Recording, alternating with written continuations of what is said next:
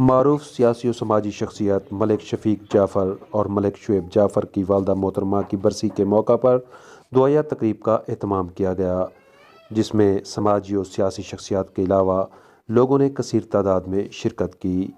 मौलाना मोहम्मद मोइन मूसा खेल ने दुआ कराई। इस मौका पर ताम का भी बंदोबस्त किया गया था। आइए आपको दिखाते हैं इस तकरीब का आंखों देखा हाल।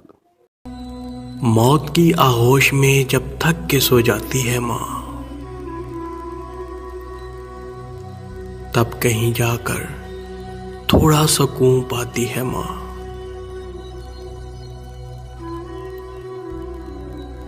रूह के रिश्तों की ये गहराइयां तो देखिए,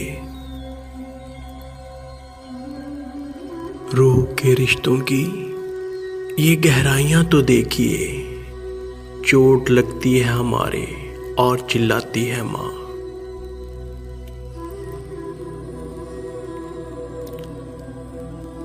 प्यार कहते हैं किसे और ममता क्या चीज है।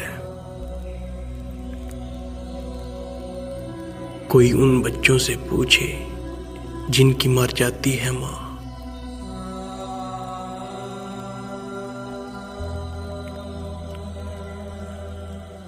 जिंदगानी के सफर में गर्दिशों की धूप में